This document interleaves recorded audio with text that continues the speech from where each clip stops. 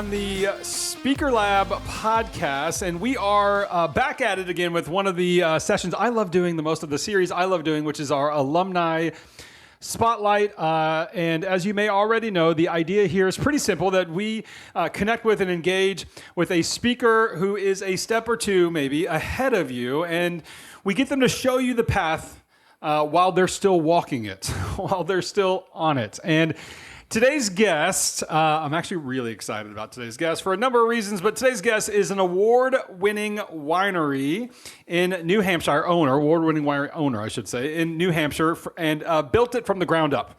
In fact, before we were starting to record here, we were talking about some of the incredible things that she has going on, and I'm excited for her to share some of that. But she's an entrepreneur, she's an author, and now she's taking that story to the stage for women leaders. Amy LaBelle, welcome. Hi, thank you so much for having me. I'm excited to be here. Cool. Good to be here. I'm glad you're here. Before we get into the speaking business and what's going on that front end, give me the high level, what I refer to as the coffee shop version of when you walk on a stage in front of a room of women leaders. What is the message that you are there to deliver, that you're passionate and excited about connecting them with? First and foremost, what's always in my mind is to make sure that every woman who's in that room leaves with the sense that she too can do anything she dreams of if she just puts herself to it. So many people ask me, Amy, you've got all these things going on, you do so much, how do you do it all? What's your superpower?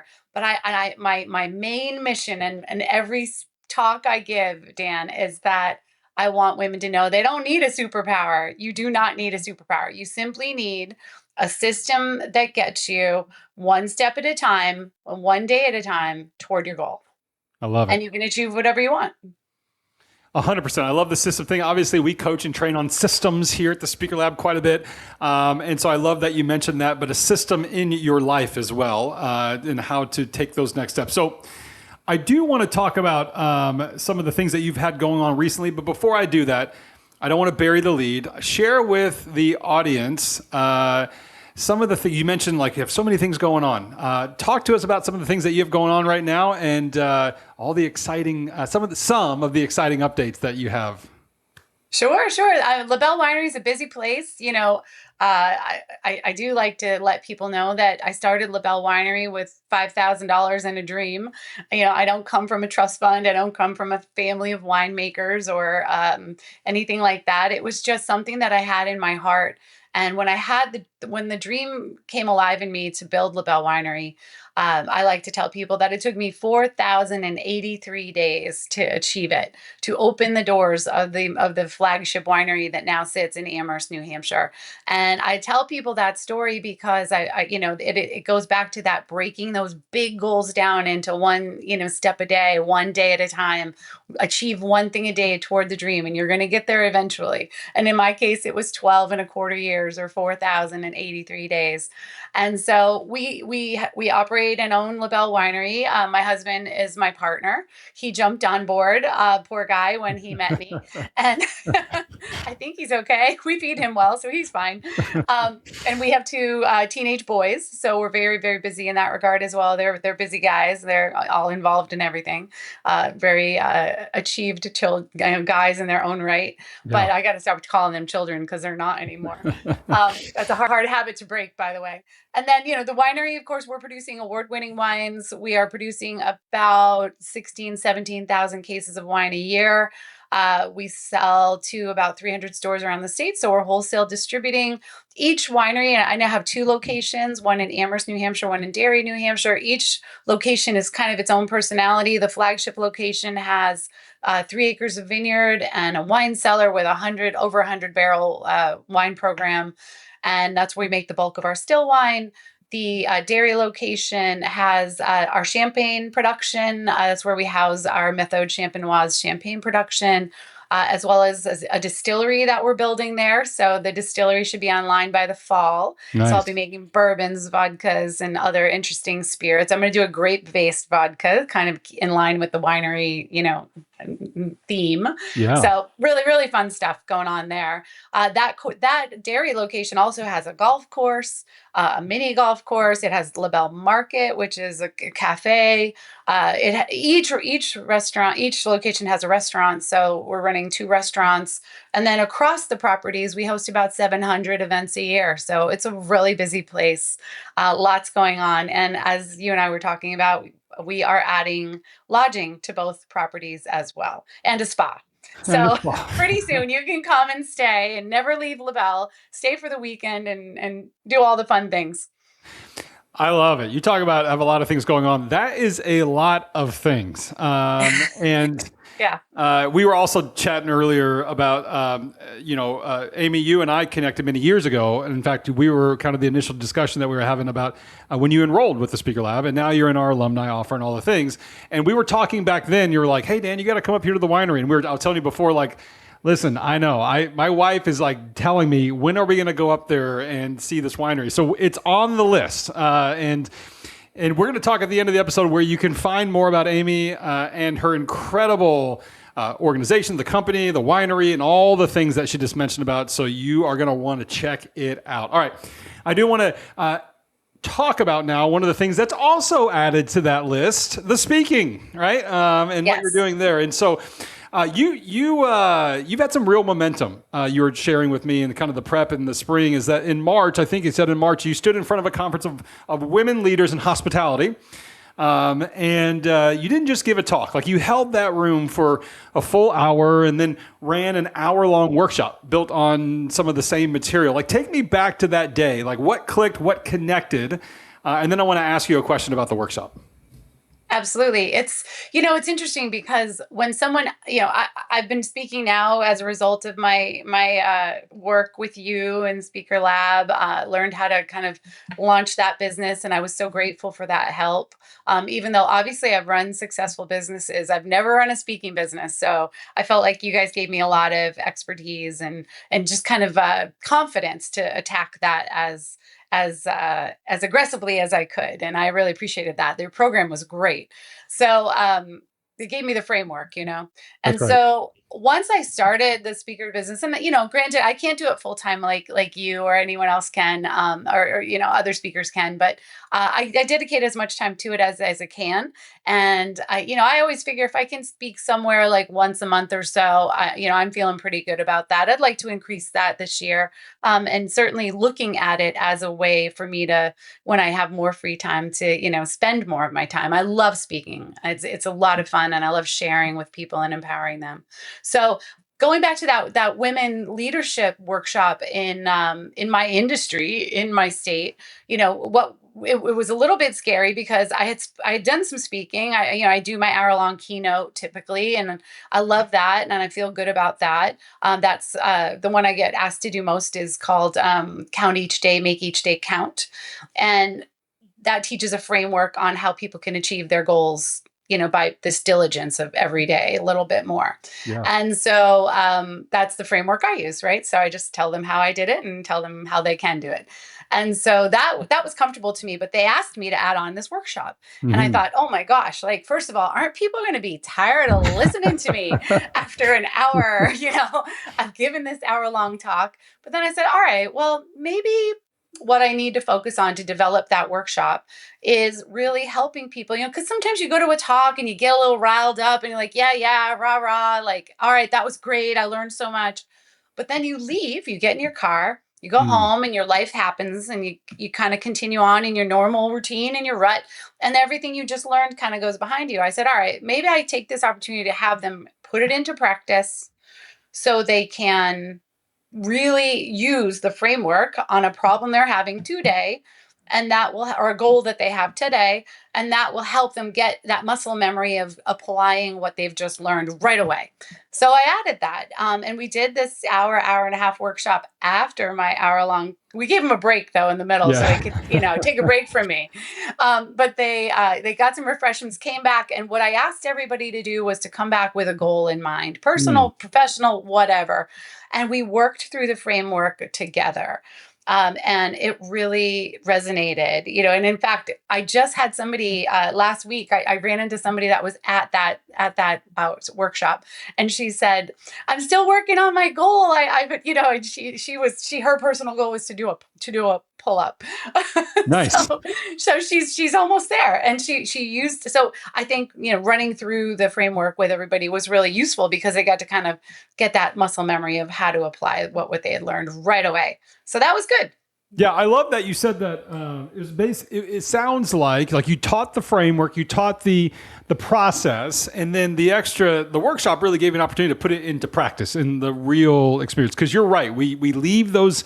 Oftentimes, people can leave those situations, those moments, and they like rah, it was fun, and then they get back into their normal routine, right? But actually being able to apply it into their very specific. So I want everyone to hear this loud and clear. Like, you didn't create, it doesn't sound like, you can correct me if I'm wrong, but you didn't create more content, more material. You just went deeper on the content and the material in that workshop piece. Is that right? That's correct. The only thing I created for the workshop piece was based on the content I'd already created. I just created a one-sheet worksheet so that people could write their goal and kind of break it down in accordance with, the time framework that I provide. That was it. One sheet, one-sided.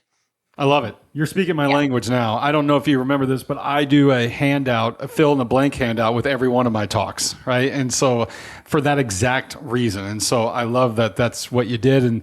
And I also love when you do that well and you do that right and you're able to go deeper like that, you have the people that come back to you and be like, "Hey, I'm still working on the thing. I'm still trying to get the pull up," or they obtain it. And it's really a moment that like stuck with them. So that's amazing. Yeah. That's awesome. Yeah. And it feels good to be adding that kind of value to people's lives. 100%. Absolutely. All right. Let's pivot here for a moment because this next stretch is kind of the favorite part of what I get to do on these episodes is really where some of the real lessons that you've been working through live. And so you told me something specific in the prep work of this that you're proud of is earning enough from speaking to take your family on vacation. Now, listen, I know you do well in your business. I already know it. But to see it from like all right, I do this thing that I love specifically, and to earn enough to do like, okay, that one thing paid for this vacation. Tell me about that. When did you realize that speaking money could become family money, vacation money? I like this. Yeah, it's pretty fun. It feels like extra to me on top of my job. You know what I mean? So because it's kind of this like extra thing I'm doing on the side, if you will, it's my side hustle. Yeah. And because my main job of running LaBelle Winery is so all consuming, and really, really takes up most of my time. But if I can do some speaking on the side, especially now, like, let me tell you, Dan, I've been speaking for years and years, but mostly before I took your course, I was doing it for free because people would say, "Oh, could you come to this? Come to this? Can you speak at this?" Sure. But now I have a framework and now I charge for it, which is great because I feel like I've earned that, in terms 100%. of what I've achieved. And so that's been a nice transition for me. But so now I earned enough to pay for the course, which was cool. Yeah. We like that. We like that. That felt good. Like, okay, that wasn't that, I wasn't, because I'm kind of a frugal person. I'm a Yankee. What can I say? I'm not a fan of the Yankees. Let's not get this wrong. I'm a Boston Red Sox fan, but I am a Yankee because I live in New England, and I'm a frugal girl. So I want to make sure that business investment made sense. But now it's paying dividends, and enough that I did take my family on vacation. And that felt great. Yes, I do well in my day job. I own a business that has 250 employees, and we're big. And of course I could have probably taken them on vacation anyway. Totally. But it just felt more fun to do it with found money that I wouldn't have had otherwise. I don't know. No, Plus it allowed me to take 2 trips this year and not feel bad about it at all because my son had graduated high school. So he and I wanted to do a little bit of extra traveling this year in his gap year, and we got to do that too. So it was great. Yeah, I think it's such a unique perspective. That's why I wanted to ask you about it, because we work with several people that are very successful, and it becomes kind of the side gig that they don't necessarily need, but it becomes the thing that they like and they enjoy. And it's like, okay, I'm having impact with this room. That's fun for me. I enjoy that. Yes. But the fact that I can get paid well to do it and that impacts my family is just an added bonus. right? Yeah, absolutely. And, I think that the amount of time I spend on my speaker business, it doesn't detract from my family at all, Mm. not nowhere near enough for it to be impactful. And so it's a little bit of time and investment. And then I had this big reward. So I thought it was pretty cool. Yeah, I think it's super cool. It's exactly one of the things I do in my own speaking business. It's kind of very similar with the Speaker Lab and my speaking business. So, very similar in that way. So, one of the other things Yep. that you mentioned is that you also said that your talk seems, and I've no doubt about this, to really resonate with women leaders. And I guess my question for you is, when did you first feel that really landing? I mean, was it a face in the room, a message afterward? I mean, you mentioned that earlier, a moment that kind of told you that these are my people, that this is where I should be.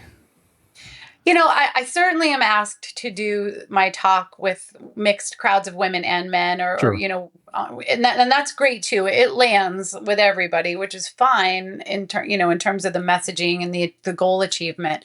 But in particular, I feel extra called, if you will, to help women find this confidence and voice to go after their dreams, because I think it's just like a little bit harder for women to believe in themselves in that way and take those leaps, because we always have so many people counting on us. Mm. It feels like heavier for us to say yes to ourselves when we're, I could have very easily had the dream to build LaBelle Winery come alive. And it was like a lightning bolt when I said, holy moly, I think that I am supposed to build a winery. I missed my calling. This is what I'm supposed to do. I could have very easily, and I think women do this more, like I could have pushed that down and said, "Oh, that's so silly. I don't have trust fund money.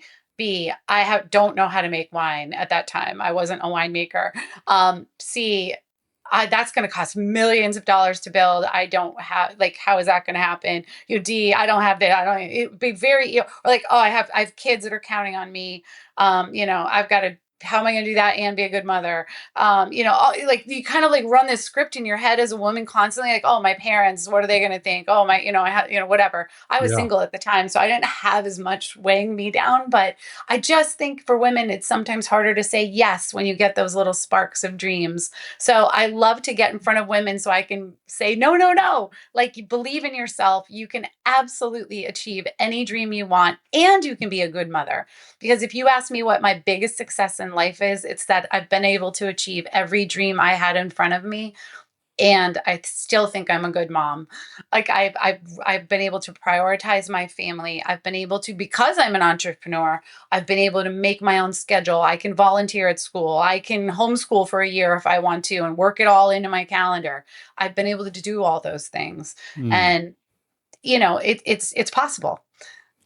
That's amazing. I love that that's the space you're in. Well, obviously, many of us speakers are usually trying to help the people we once were, or trying to help the people that have the mentality that we once had. Oh yeah. Right. That's a really great way to look at it. And then we're uniquely positioned to be able to do that in a really profound way. And just as I wasn't planning on saying this, but I'm going to say it to you anyways because I love your message. I love what you're doing. Is that as a husband and a father, a husband to a woman who struggles with what exactly you just said, and a father to a 15-year-old girl that will probably have these feelings of pressures at some point. Thank you for the work that you're doing because people are benefiting from it. It's such a beautiful thing. Thank you. You're welcome. Can I tell you a quick benefit story? Please. I had a woman who came up to me after I spoke. This was years ago. You said, was there one face? And this is the woman I always think about. She came up to me and she said, do you think I'm too old to start a business? Because I have something I want to do, but I think I might be past the opportunity window. And I said, I didn't ask her how old she was, but I looked at her and I said, no, you're not too old. You're never too old. You could start a business when you're 100. What are you saying? Do what you want with your life. God has given you a life. Go use it for whatever it is that makes your heart on fire. And so she did. And she came to me years later and said, hey, this is my business card. I did it. Here's my business. And I was so proud of her and so excited that she said, I did this because you encouraged me and you gave me courage. And that was everything to me. everything. And I'm so excited for her still. Her business is thriving and she's doing great. And she guess what? Was not too old. Her business is doing just fine. So they sometimes people just need one person to believe in them. Amazing. I love that. I legitimately got goosebumps. He's sharing that. And it's the reason why, I think one of the major reasons why we get into this space, that we want to have, in a lot of spaces, not just speaking, but a lot of, to have connection, to have impact on people. And maybe we can just impact that one person, right? That one person. Because when you were saying, you said the one person, I had this person come in mind, right? Like, I have a few of those people in mind, right? When I asked you the question, I was like, yep, I know my person, right? I know exactly who that is. I guess before I pivot to another area, because I don't want to leave this, but I want to talk about some other things. But if there's a woman out there listening right now who's running a career or a company, just to kind of come back to the speaking side of it, similar to you, running a career, a company, and quietly wondering if they can have more impact, maybe as a speaker or in other ways, what would you tell her? Oh, I would tell if she has even an inkling to be a speaker, to share what she's learned. People need to hear your message. Like whatever you have, if you've got that inkling, I'm sure has value. And I'm sure that it is something that should be shared, because guaranteed there's somebody else that needs to hear what you have to say. So it's not, I think sometimes people think, oh, you're getting into speaking because you like to be on stage or you like to perform. It's performative. And it isn't that. It's that for me, it really is that drive to share what I've learned, because I've learned the hard way. And a lot of people learn the hard way. I didn't have a good mentor. I didn't have a lot of people showing me the path. So speakership to me feels like mentoring on a big grand, volume scale.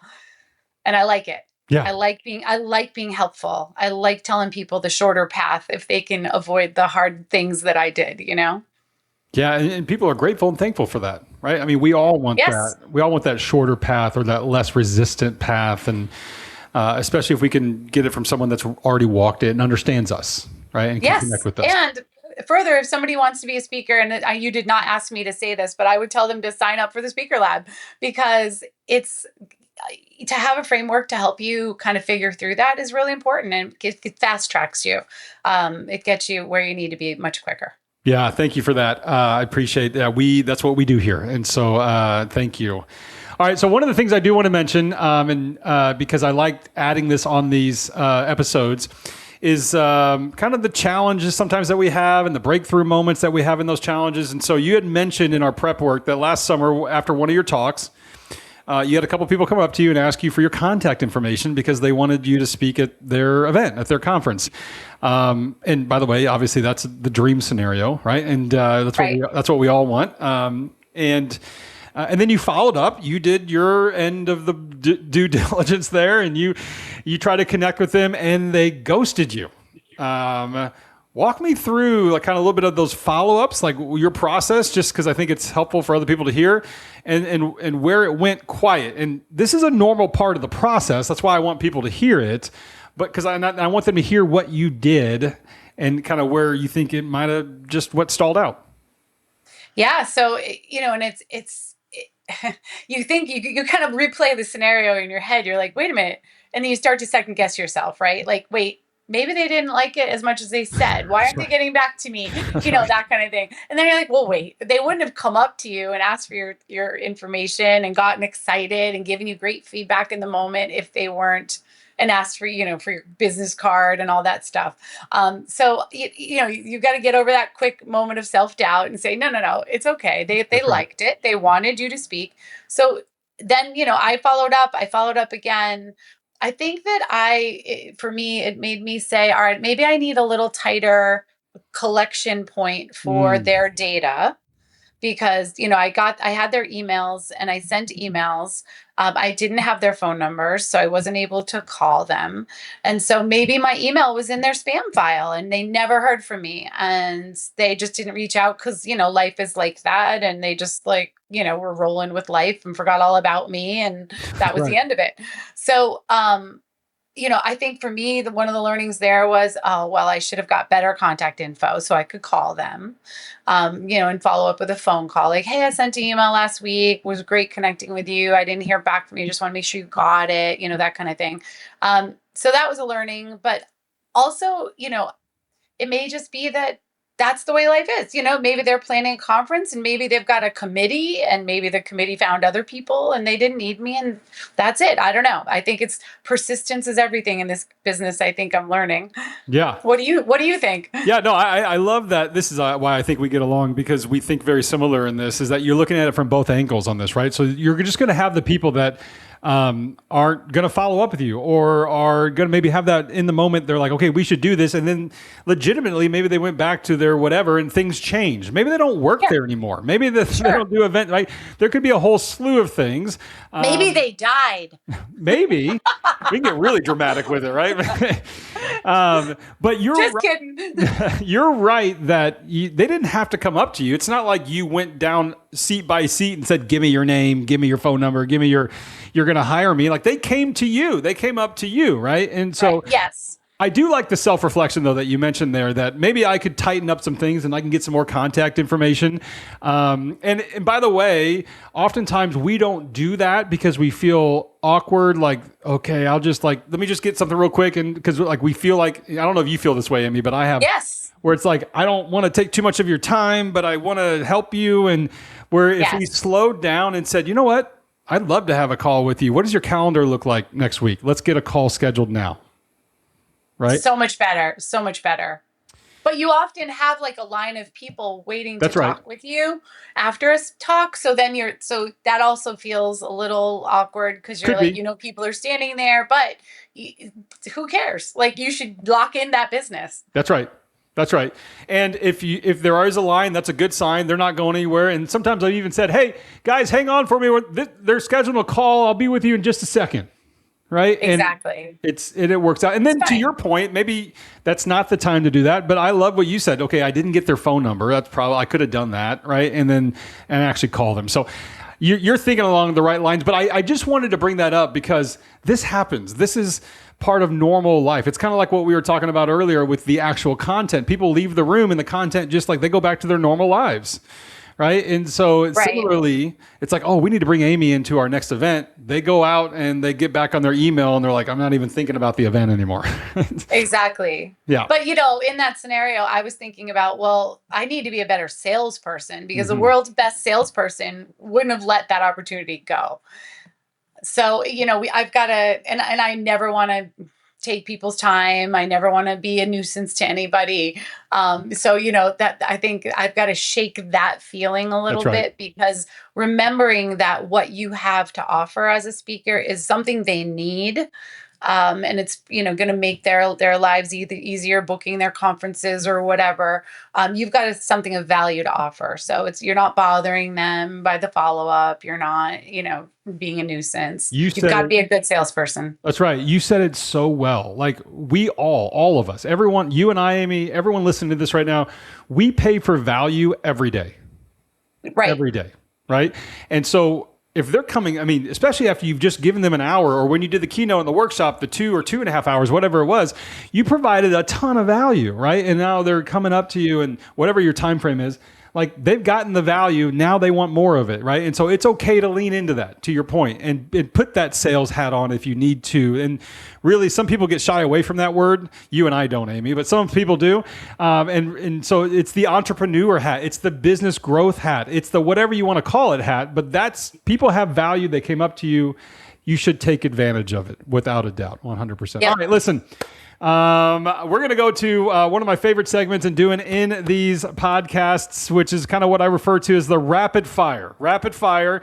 And as I say every single time, I don't prepare you for these questions. So you don't know what's coming, but you can stand. You're going to crush it. I already know. I'm terrified. No, you shouldn't be. They're low-hanging, easy, simple things. All right. So here's the first one to kind of warm the water a little bit, get things going. So which is your preference? Being in the vineyard, or being on stage?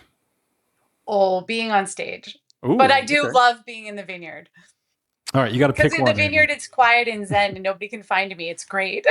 Oh yeah, yeah. Okay, I like that. I understand that. Total. Okay, here's another one. Preference: keynote or workshop? Keynote. Keynote. Okay, cool. I think I can reach more people in a keynote. Yeah, totally.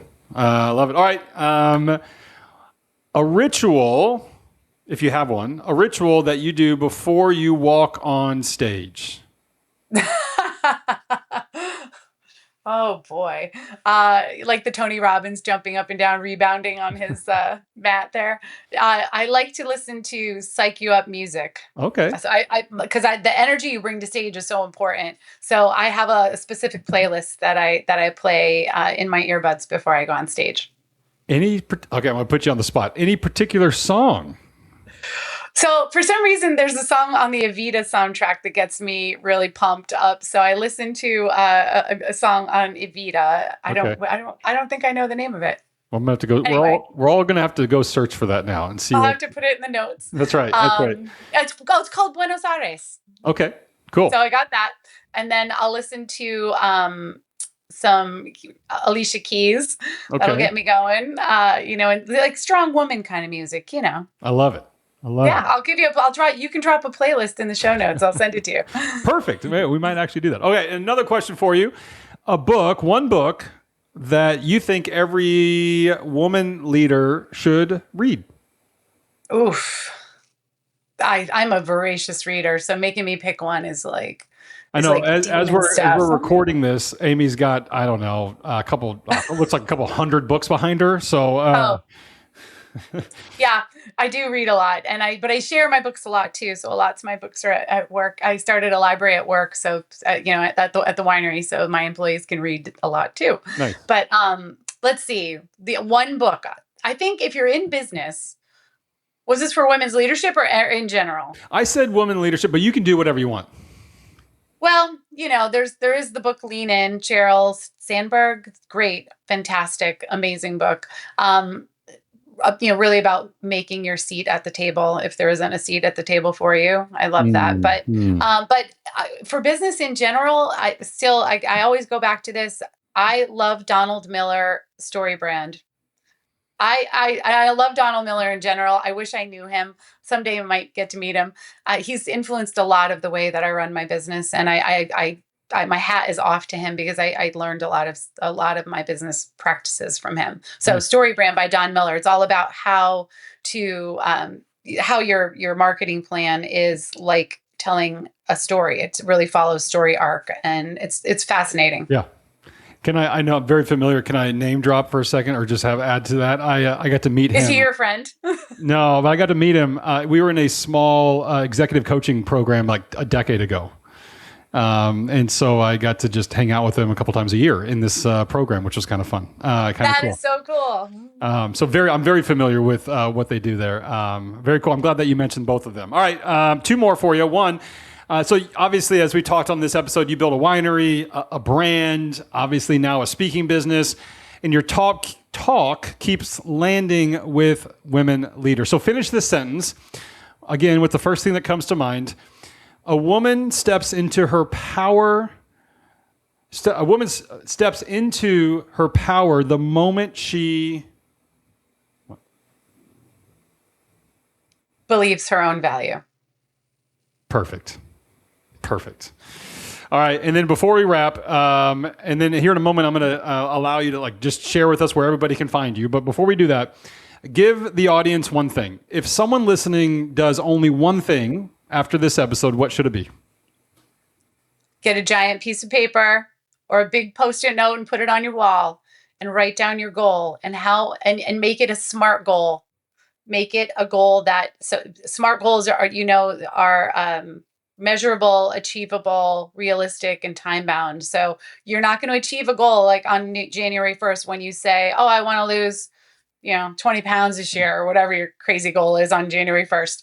You're not going to achieve that goal unless you put real parameters around it. So saying I want to lose 20 pounds is a lot less good than saying I want to lose 20 pounds. I'm going to do that by losing 1 pound a week for the next 20 weeks. So by, May 1st or whatever that math works out to, I will have lost 20 pounds and I'm going to do it by going to the gym every morning and doing this and doing this and doing this. Those are SMART goals. So I encourage everybody to get out a piece of paper, write down your goal and write exactly how you're going to achieve it. And you won't fail. Yeah. And having that process in place, those steps in place, knowing what you're achieving, even if it takes 4,083 days. That's right. Even That's if it takes that. Was that right? Did I get the number right? That's exactly right. Yeah. Thank you for listening to me. Yeah. It stuck with me when you said that. All right. Okay. Well, Amy, listen, I love spending time with you. Tell everyone else where they can find you so they can spend time with you. Point everyone your way, the speaking, the books, the winery, all of it. Where do they go? Great. So the winery can be found at labellewinery.com or on socials at LaBelle Winery on Instagram, Facebook, and all the usual spots. So you can see all the cool stuff that's going on at the winery through those channels. On my personal brand side, you can find me at Amy LaBelle Winemaker. That is my social for all things personal brand. So that means my Instagram feed is fun because I'm always doing cocktails and recipes and how to feed your family quick and easy, but like a chef. So really delicious stuff. So my personal Instagram is fun and helpful. My most important goal on my personal brand is to be helpful to people. And so you'll find a lot of really helpful, useful home stuff on there. So if you're a mom, Amy LaBelle Winemaker is where you want to be. That also bleeds over into my speaking, which is at Amy LaBelle Inspires, and that's where you can find my speaking and business tips and things that help you run your business life.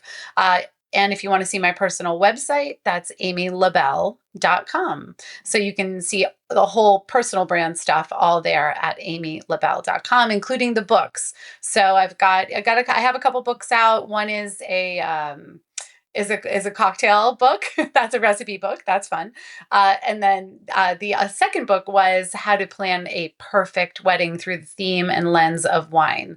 And so Wine Weddings is what that book is called. It is available on Amazon and it is available at my personal website as well as the winery. And I'm working on a third book. I've got two books in the works. One is a memoir and it's a business book, but ish. And the other one is a how to throw a great party at home book. Why not? Why not just throw in some more stuff into all the things that I love it. I love that you're doing it. Well, Amy, thank you for spending some time with me today. You brought exactly what I think everyone listening needed to hear. So I appreciate you.